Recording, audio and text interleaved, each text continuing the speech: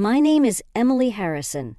At 35, I've carved out a life balancing being a mother to a vibrant 5-year-old son and working in the business my parents built from scratch. My husband, Daniel, had always been the pillar I leaned on, or so I thought. I still remember the evening that shattered everything. We were at dinner, the clinking of cutlery mingling with our son's laughter. That's when Daniel dropped the bombshell. You work for your parents, who didn't even finish high school. That's embarrassing, Emily, he said, his fork pausing midair. I choked on my water.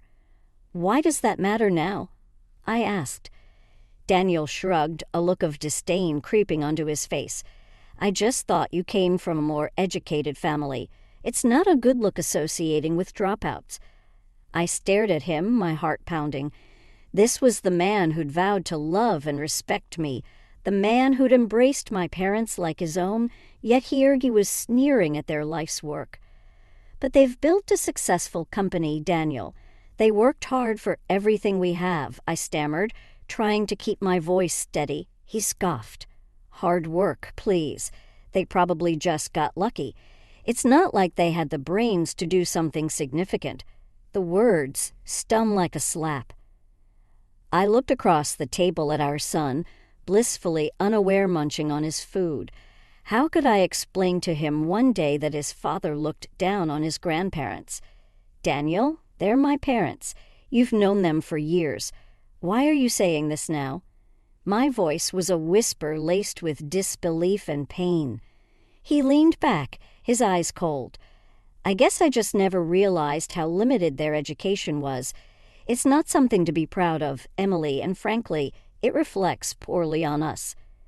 That night I lay in bed staring at the ceiling. The man sleeping beside me felt like a stranger. His words echoed in my mind, each syllable a sharp jab at my heart. My parents, who'd sacrificed everything to give me a life they never had, were now a source of shame for my husband. The Emily who had fallen in love with Daniel couldn't reconcile with this new reality. I closed my eyes, a single tear escaping. This was just the beginning, the first crack in the facade of our seemingly perfect life. The weeks that followed were a blur of tension and cold silences. Daniel's disdain for my family had seeped into every aspect of our lives. I watched as the man I married transformed into someone unrecognizable. One evening, as I was setting the table for dinner, Daniel walked in, his face stern. "Emily, we need to talk about your job," he began, his tone leaving no room for argument. I took a deep breath, bracing myself. "What about my job, Daniel?" He leaned against the counter, his eyes cold. "I think it's time you considered quitting, be a full-time housewife. It's not like your job at that rinky-dink company means anything." I clenched my fists, feeling a surge of anger. "My job means a lot to me, Daniel. My parents built that company from nothing. It's important," I said. He laughed, a sound that made my skin crawl. "Important? Please, Emily. It's a small-time operation. You'd be better off focusing on our home." I shook my head, disbelief and anger intertwining. "I won't quit my job, Daniel. It's part of who I am." He stepped closer, his voice rising. "Who you are. You're my wife, Emily. Your place is here with our son, not wasting time at some dead-end job." I stared at him, the man I no longer recognized. "My parents' business isn't dead-end, and I am not just your wife. I am also a daughter and a professional." His laughter echoed in the kitchen. "Professional? That's a good one. You're playing at a job, Emily. Time to grow up and see what's really important." That night I lay awake, the words and laughter haunting me. It was clear that Daniel's arrogance and contempt knew no bounds. His disregard for my identity, my family, and my aspirations was not just painful. It was suffocating. As the days turned into weeks, the idea of a life without Daniel started to grow in my mind. A life where I didn't have to defend my parents or my choices. A life where my son wouldn't hear his father mock his grandparents. But I knew that leaving Daniel wouldn't be enough. He needed to understand the pain he caused, to feel the sting of his own venom. I needed to stand up for my parents, for myself. The storm was rising, and I was ready to face it head-on. Daniel's promotion at work brought a new wave of arrogance that was unbearable. He strutted around the house like a peacock, his ego inflated to the point of bursting. One Saturday morning, as I was preparing breakfast, he sauntered into the kitchen with a smirk. "Guess who just got a big promotion? This means we're moving up in the world, Emily." I forced a smile, trying to keep the peace. "That's great, Daniel. Congratulations." He poured himself a coffee, his smirk widening. "With this raise, you really don't need to work anymore. You can finally quit that silly job of yours." I stiffened, my spoon clattering against the pan. "We've been over this, Daniel. I'm not quitting my job." He leaned against the counter, his gaze piercing. "You're still on about that, Emily. Be reasonable. You won't have to lift a finger. I can provide everything." The condescension in his voice was like a slap. "It's not about the money, Daniel. I work because I love my job. It's part of who I am." He scoffed, shaking his head. "Love your job? That's just sentimental nonsense. You need to start thinking about what's best for our family." I turned off the stove, my hands trembling. "And what if I think working is what's best for me, for our family?" His eyes narrowed. "You're being selfish, Emily. You're not seeing the big picture. It's time you started acting like a proper wife and mother." The words hit me like a tidal wave. This wasn't just about my job anymore. This was about control, about Daniel dictating how I should live my life. I looked at him, my voice steady despite the turmoil inside. "And what if I don't want the life you're offering?" His expression darkened. "Is that a threat, Emily?" "No," I said, meeting his gaze. "It's a promise. I won't let you or anyone else dictate my life." The air between us was electric, charged with unspoken threats and shattered illusions. In that moment, I knew there was no going back. The man I married was gone, replaced by a stranger with whom I shared a house, not a life. As he left the room, the silence was deafening. But within me, a plan was forming, a plan to reclaim my life, to show Daniel he couldn't trample over me. The seeds of revenge were sown, watered by every condescending word and every dismissive gesture. It was time for Daniel to learn that underestimating me was his biggest mistake. The following weeks were a tense chess game with Daniel. His arrogance reached new heights, but I was busy laying the groundwork for what was to come. One day I was called into an unexpected meeting at work. My father looked grave as he introduced me to Mr. Anderson, a project manager from a collaborating firm. "Emily, we have a serious issue," my father began, his voice heavy with concern. "It's about a project your husband is leading." My heart sank. "What about it?" Mr. Anderson cleared his throat, his expression grim. "I hate to be the bearer of bad news, but Daniel has been manipulating the project for his gain." I felt a chill run down my spine. "What do you mean?" "He's been diverting resources to another firm, and there are rumors of him being involved with someone from that company," Mr. Anderson said hesitantly. The room spun around me. An affair. The word tasted bitter in my mouth. "We can't confirm that," my father interjected, his face etched with worry. "But the evidence against him is quite damning." I sat there numb. The man I had married, the father of my child, was not only jeopardizing my family's business, but possibly having an affair. Rage bubbled inside me, a burning, seething cauldron of betrayal and hurt. "What do you plan to do?" I asked, my voice surprisingly calm. "We need to gather more evidence," Mr. Anderson said, "but we need to be discreet. If Daniel realizes we're onto him, he might cover his tracks." I nodded, a plan forming in my mind. Over the next few days, I played the dutiful wife while secretly gathering evidence with Mr. Anderson and my father. Each document I found, every covert conversation I overheard, was another piece in the puzzle of Daniel's deceit. But it wasn't just about the project anymore. I needed to know the truth about the alleged affair. If Daniel could betray my family's business, what else was he capable of? I hired a private investigator, my resolve steeling with every passing day. If Daniel was leading a double life, I would expose him for the fraud he was.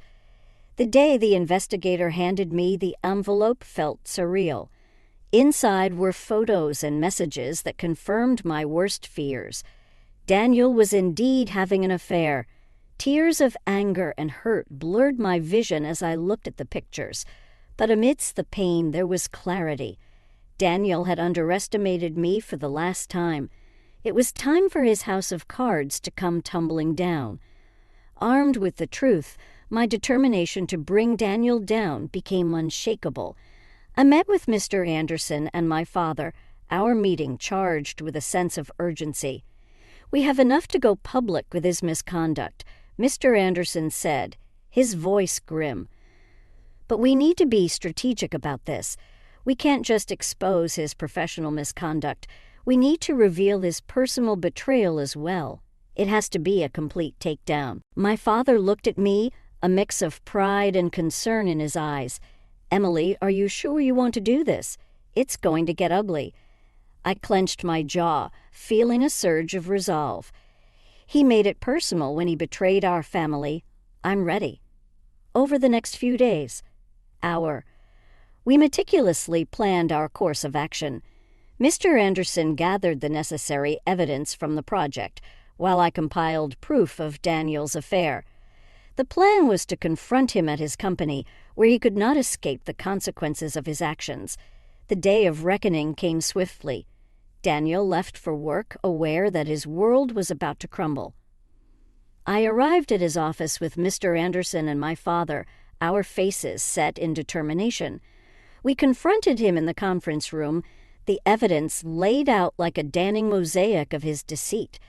Daniel's face paled as he realized the extent of our knowledge.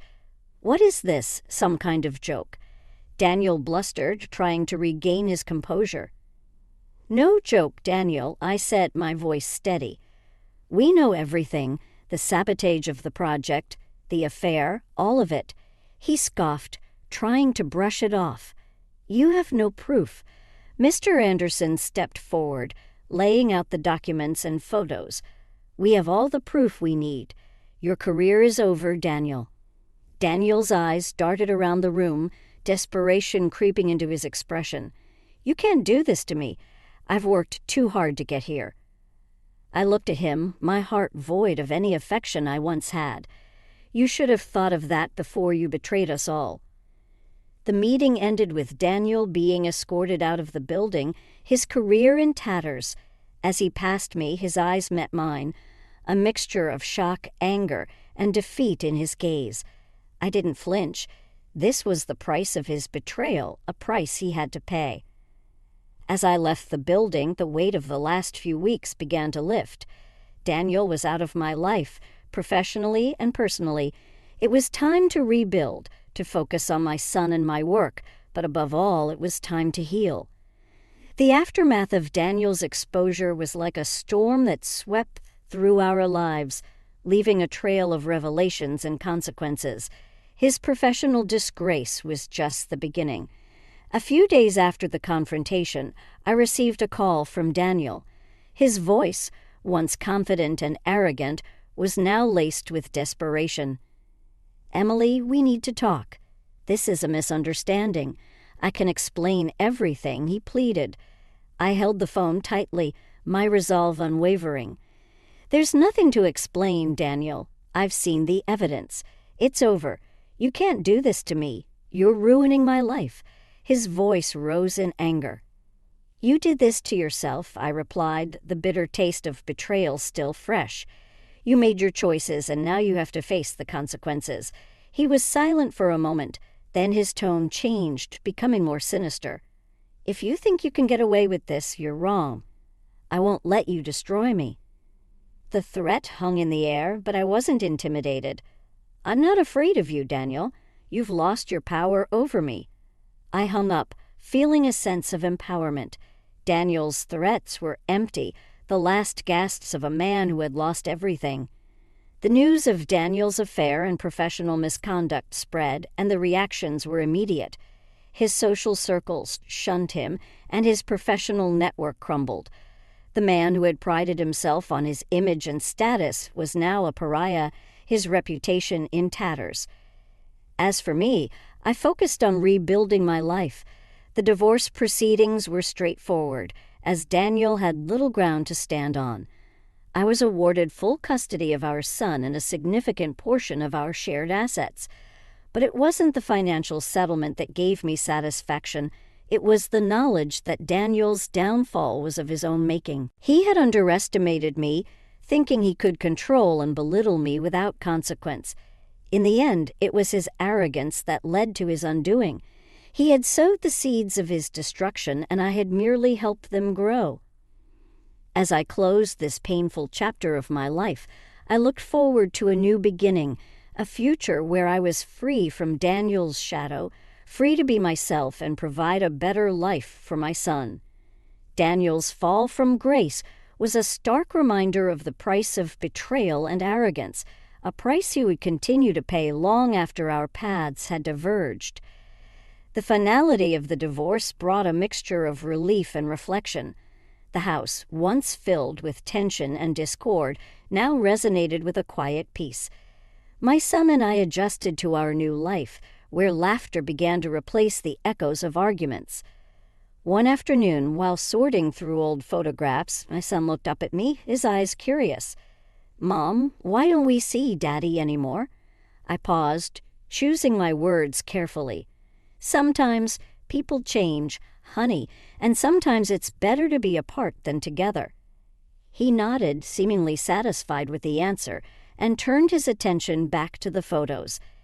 In his simple acceptance, I found a strength I hadn't realized I possessed. The business thrived as I invested more of myself into it, my parents' legacy becoming a testament to resilience and hard work. The community rallied around us, their support a stark contrast to the isolation that Daniel now faced. Rumors reached me occasionally about Daniel's struggles. His career had stalled, his social circles had evaporated, and the woman he had an affair with had left him. It seemed that the life he had chosen was crumbling around him. I felt a sense of poetic justice in his downfall, but it didn't bring me joy. Instead, it served as a reminder of the cost of deceit and selfishness. My journey hadn't been easy, but it had taught me invaluable lessons. I learned the importance of standing up for myself, the strength in vulnerability, and the power of letting go. As I looked at my son growing up so quickly, I knew that the most important lesson I could teach him was respect for others, for himself, and for the choices people make in life. Daniel had become a distant memory, a chapter closed and left behind. My focus was now on the future, on building a life filled with purpose and joy. In the end, the greatest revenge was not in seeing Daniel's destruction, but in my own reconstruction. Rising from the ashes of our broken marriage, I found a version of myself that was stronger, wiser, and more compassionate. I had emerged from the storm not unscathed but undefeated, and in that triumph I found my peace,